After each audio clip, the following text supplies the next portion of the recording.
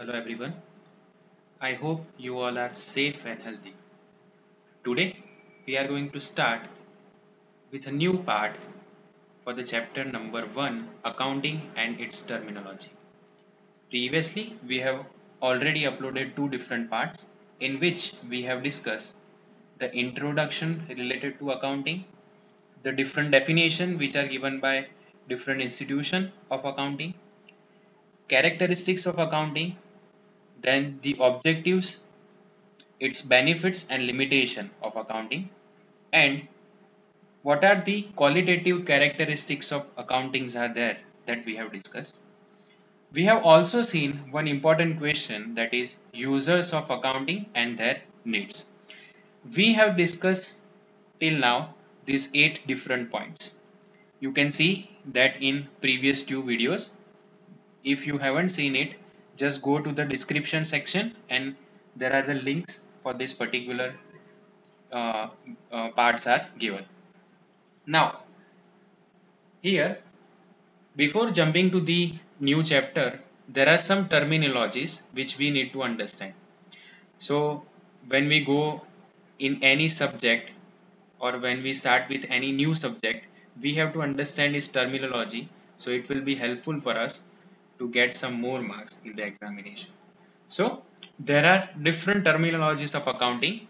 There are basically 45 different terminologies, but in this part, we are going to discuss only 25 among them. So let's start the session. The first one, that is business transaction. Now, what is called as business transaction?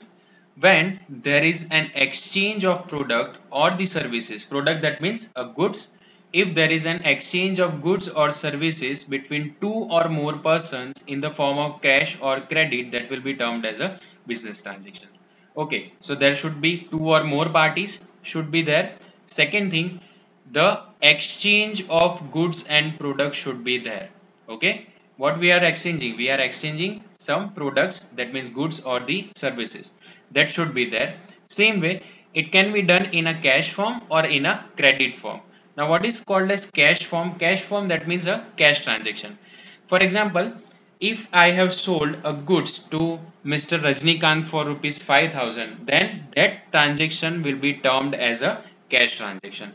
Now, what is credit transaction?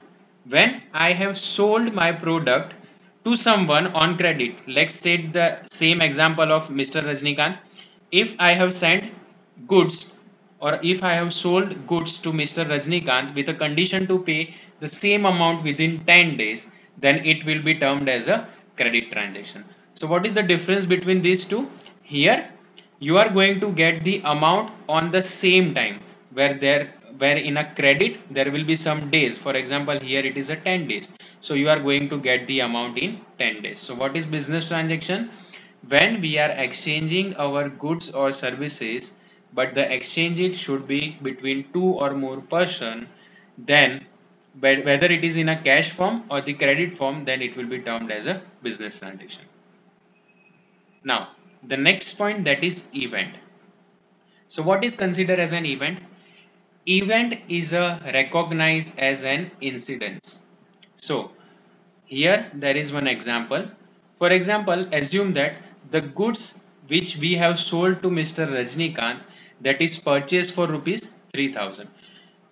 It means we have sold the goods to Mr. Rajnikant in 5,000 rupees, that we have seen in the previous transaction. We have sold that goods to 5,000, but the same goods we have purchased for 3,000 rupees and we have paid wages of rupees 500. So what total amount of expenditure we have done? We have made a purchase of 3,000 plus we have made some wages on that, that is of 500. That means in total we have spent rupees 3,500. Now, what is called as an event? The difference between the sales and the cost. That means sales is of rupees 5,000 and what expense we have incurred? It is 3,500. So the rest of the amount, that is your gain or your profit. So what is called as event? When there is a situation or when there is a result of any of the transaction, then it will be termed as an event. So the difference between these two will be 1500 rupees. So that is the profit. So this will be termed as an event. Okay. Next point, that is capital. Now what is called as capital? Any kind of investment which is made by the owner to commence the business will be known as your capital. Let's take an example. I am starting a new business. For example, I hold a degree of MCOM and afterwards I have decided to start a consultancy work where I will become a tax consultant and fill the forms of income tax returns and all that. So for opening that particular business, what I need some uh, land, I need some building. Okay, same way I need a shop, whether I'm taking it on a rent or otherwise I have to purchase it. Same way I need some furnitures, I need some laptops, some broadband facilities. These all facilities, when we are starting any kind of startups, then what amount of investment you are doing to commence your business will be known as your capital. Here is the definition: an investment made by the owner to commence the business is known as your capital. Now, what kind of investment we are doing? Whether we are doing an investment in a cash form or in the form of any assets. Whether we are bringing the cash that means when I am starting a business, I am coming with a cash of rupees 10,000 or 15,000, which is cash in hand. So I am starting a business with a cash in hand of rupees 10,000, and I can also start a business with few furnitures. So that furniture, that capital, that will be termed as a capital. Now, here is an example. To commence the business, owner has brought rupees 10,000 in cash, furniture of rupees 60,000 and goods of rupees 4,000. So his total capital will be the total of 10,000 plus 60,000 plus 4,000. So what will be the total? The total will be 74,000. So what is the total capital of that particular business? So Mr. X has started a business with a total capital of rupees 74,000. Okay. Point number 4, drawings. Now what is considered as a drawing? Same way when we are bringing some capital into business, okay, sometime we are also withdrawing some amount from the business. That will be termed as your drawings. See here, when the owner of the business withdraws, when the owner of the business, who is going to withdraw? The owner will withdraw the money. From which place? From the business. That means whether it is taken in a cash form or in a goods form for the purpose of personal use, that will be termed as a drawing. For example, I have a kirana store, and from that store I am taking 1 kg of salt. So what I have taken? I have taken some goods that is used for my personal purpose. So that will be termed as a drawing.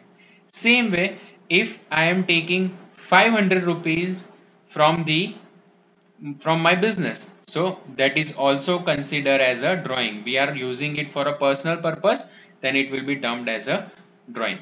So what will it affect? It will affect on the reduction in the capital. If you have a capital of rupees 5,000 at the starting of the day, but you are taking 500 as a drawing, so there will be reduction in your capital. So on that day your capital will become 4,500 rupees. Now here, see the difference between this capital creation and drawing creation. Now, owner and the business both are separate legal entity. That means the business is different and the owner both are different from each other. So when owner provides something to the business, that will be considered as a capital. But when the business is providing something to the person, to the owner, then it will be considered as a drawing. Understood the difference? Let me explain it again. When the owner provides any kind of money or any kind of goods or any kind of assets to the business, then it will be termed as a capital. It will be termed as your capital.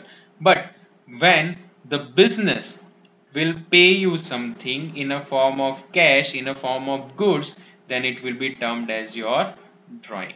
Okay, so this is the fourth terminology. Let's jump to the fifth one. Fifth is the liability.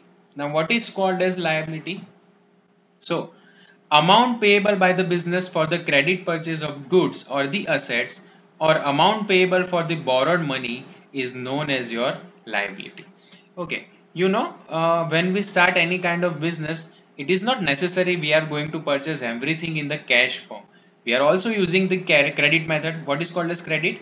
Someone will pay you the amount without, someone will pay you the goods without paying any kind of amounts. That will be known as your credit. Okay, so most of the time we are purchasing our goods on credit. Most of the time we have to sell our goods on credit. Okay, now what is called as liability? When the amount payable by the business for the credit purchase of goods or assets and the amount payable for the borrowed money, this will be termed as liability. Now we have purchased some goods from, for example, I have started a business. I need some raw material. I went to the shopkeeper and I have taken that goods on credit. Now I have to pay some amount to him, so that will be termed as my liability. Okay. Now, so liability, so it is different in different relation. For example, when the liability, basically it is divided into two parts. One that is internal liability and second one that is your external liability. So again, the internal liability has two parts, one that is current and non-current. External has same current and non-current. Okay, we are going to see this both of them in detail, but just understand this, what is liability. Now liability, that means whether we are purchasing any kind of goods or any kind of money which we have borrowed from someone, that will be considered as our liability. We have to pay the amount them in return. Now see here, next terminology, internal liability and the external liability. Now what is considered as an internal liability? When the owner of the business providing capital to the business, it is considered as your internal liability. Okay, so when the owner of the business, owner, for example, I have a consultancy firm and Pratik is paying some amount to the business, this is considered as an internal liability. That means the owner are related with the business, so that's why it is considered as an internal liability. Now what is external liability? The amount payable by the business to the third party. That means, the example, I have purchased some goods from Mr. X. So that Mr. X is a third party and that will be considered as a external liability. That means the borrower, the person who has borrowed some money from someone, so that someone will become the external person and that is become the third person, so that will be termed as your external liability.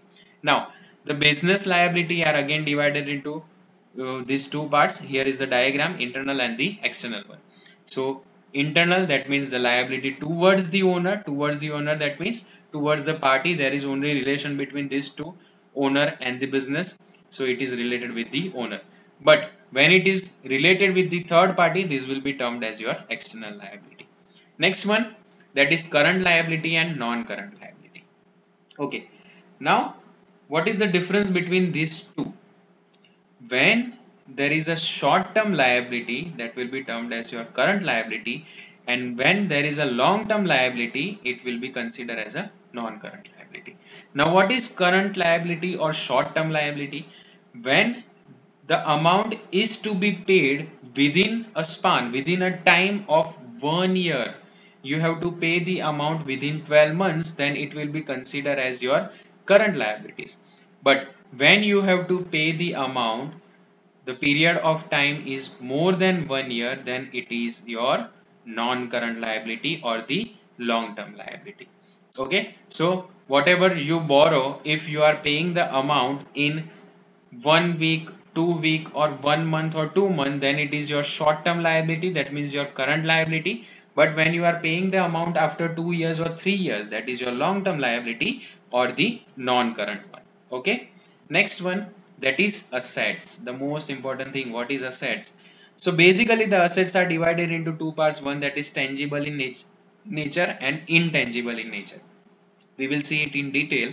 But now what is assets? The economic resources which are held by the owner from which there is an expectation of economic benefit to the business in the future. That will be termed as your assets. For example, I am starting any kind of business, I need some plant and machinery. So that plant and machinery will help me to start any kind of production. So from that I am getting some output. I will sell that in the market and afterwards I am going to generate some money from that. So that will be termed as that plant and machinery will be termed as my asset. Okay. Now the assets are divided in three different parts. One that is non-current assets, second is current assets, and third one that is fictitious assets. Okay, let's see in detail. Point number 9, what is non-current asset? Now, what is considered as a non-current asset? When any of the asset which is there for more than 1 year, the same as this one, the current liability and the non-current one. Current liability, that means it is for a shorter period, that means less than a span of 1 year. If it is more than one, that is non-current. Here it is same. If it is non-current assets, that means non-current, that means more than one accounting year, more than 12 months, then it will be termed as, that asset will be termed as your non-current assets. So what are their examples? So the examples are plant and machinery, land and building, furnitures, patent, trademark, copyright, goodwill. These all are the examples of non-current assets. So again, the non-current assets are divided into two parts. One that is tangible and second is intangible. Now what is tangible assets? So the assets here, tangible assets means the assets which have some physical existence. That means you can see them, you can touch them, you can feel them. That asset will be known as your tangible assets. Again, these are for more than one accounting year. That means it's a part of non-current assets. Okay, so what are the examples?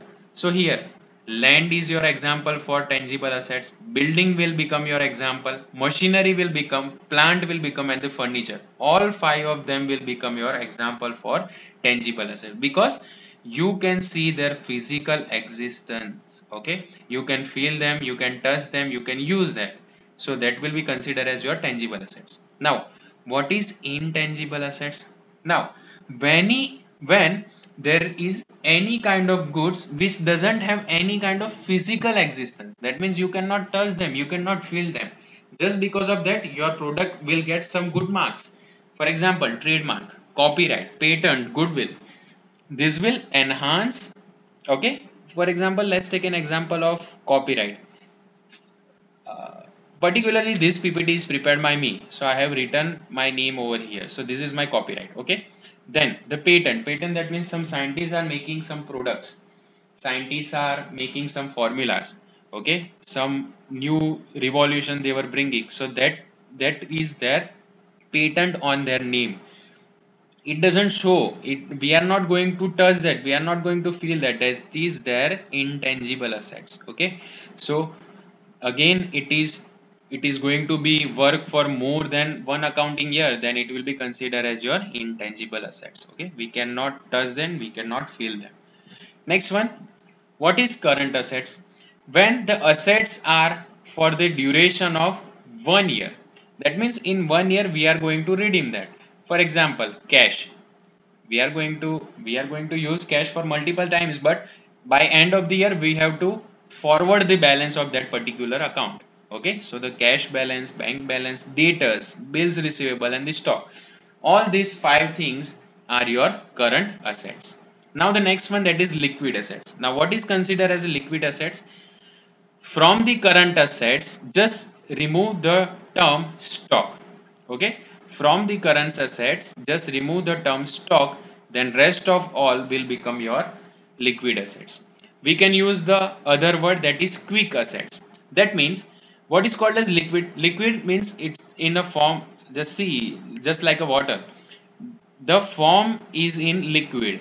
That means when we are going to sell that particular product, it will be directly converted into form of cash.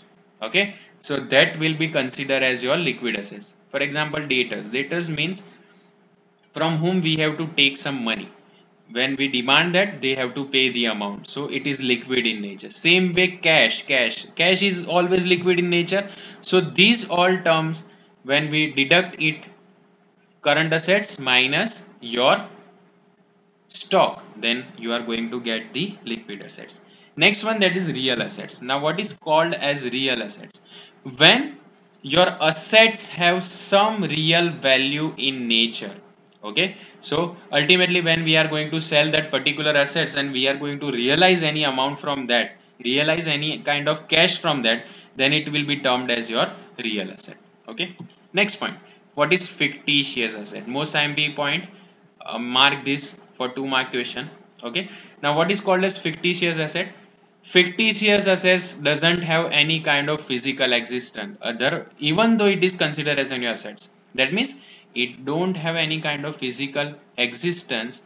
Even this is not non-recurring expense. Okay, and they cannot be converted into form of cash. We are not going to get that amount in form of cash. So why we are using it, the word asset, for this? Because the benefit of this asset is going to be taken for more than one accounting year. Let's take an example. For example, if you have issued some shares in the market, so whatever the cost which is incurred for issuing that share, so that is your fictitious assets. So that expense will be considered as your fictitious assets. So the amount which you have received on as an asset from the side of the shares, and the cost which we have incurred on that that cost we are going to redeem at each and every year, and that will be considered as your fictitious assets. So which are the examples?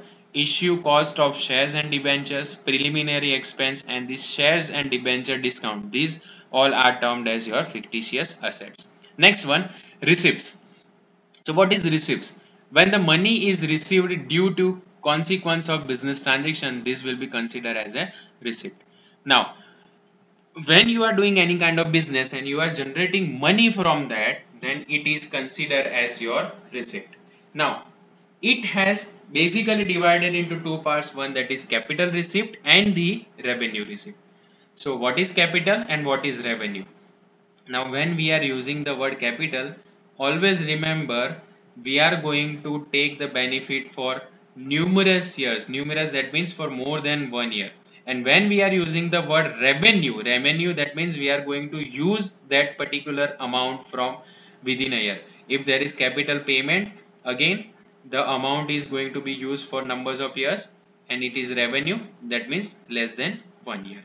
Okay, so what is receipt? When the money is received from the normal consequences of the business transaction, then it is considered as your receipts. See the difference between these two, capital receipt and the revenue receipt. So capital receipt is not received regularly. We are not going to get the amount regular basis. That means when we are selling any kind of assets, are we going to sell assets on each and every day? No, we are not going to sell the assets every day. So we are not going to generate capital receipts every time. So ultimately, when we are going to sell that product and we are going to get money on that, that will be considered as your capital receipts. Now next one, that is revenue receipts. So in form of business, when routine transactions are there, and from that if we are going to get any kind of money, then it will be considered as your revenue receipts. So this is a normal course of business. That means, for example, receipts from the sales. When we are making sales, we are going to get some receipts from that. We are going to get some cash from the customers. So that is your revenue receipts. If we are generating some income on the commission basis, then we are going to get some money. So that is also your revenue receipts. Same way, when we are paying some discounts to the people, when we are paying any kind of discount to the people, then that discount income will be your credit amount, and that is your revenue receipts. And same way, when we are getting some rent, okay, rent is taken on a monthly basis, so we are going to get the rent, then also it is your revenue receipts. Next one, that is payments. Now what is called as payment? When in the normal consequences of the business, when we are paying some amount to someone, that is called as your payments. Again, it is divided into two parts. One, that is capital expense, and second is revenue. Capital, that means not in a regular nature, but when we are purchasing any kind of fixed assets, then we have to pay some capital expenditure. For example, I have purchased a building. So for that, whatever amount I am paying, that is that assets, for that particular fixed asset, whatever amount I am paying, that will be considered as my capital expenditure. I am not going to pay it on a regular basis. I am going to purchase the building after 2 years or 3 years, not on a regular basis. This is not a normal course of business. Okay, so that's why it is capital expenditure. Now next one, that is revenue expenditure. What is revenue? When any kind of expenditure which I am paying on a normal due course, normal business, normal working hours. For example, salary. I have to pay the salary to the people who are working with me. If I am not going to pay the salary, they are not going to come again. Okay. Same wages, same way rent. If I have taken the building on rent, then I have to pay that rent. Otherwise, what will happen? The landlord will not allow me to continue my business in that particular premises. Same way, telephone expenses, electricity bill. If these expenses are constant in nature, every month you have to pay these expenses. So that's why it is revenue expenditure. Next one, the difference between the expense and the revenue. Very simple. Whatever amount which is spent for the benefit of available respective accounting year, that means any amount which we are spending, that is called as your expenditure.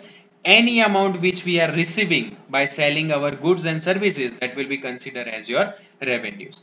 So this is the normal difference between these two. Next one, and the most important, profit or the gain. The synonym of profit is gain. Okay, so after deducting all the regular payments, whatever the receipts we are getting, and the amount is, if the amount is in surplus, then it is considered as your profit. Okay, also it is known as an revenue profit. Let's take an example. For example, my total income from the business is 100 rupees, and I have to pay 70 rupees as an expenses. So what is the difference? The difference is 30 rupees. So that 30 rupees is my profit, that 30 rupees is my gain.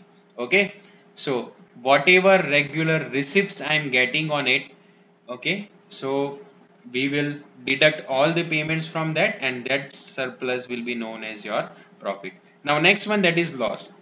When your company is making any kind of loss in the sense, when the regular receipts are lesser than the payments, it means the total payment is 100 rupees, and over here you are just getting rupees 70. So 30 rupees is your deficit. That is the condition of a loss.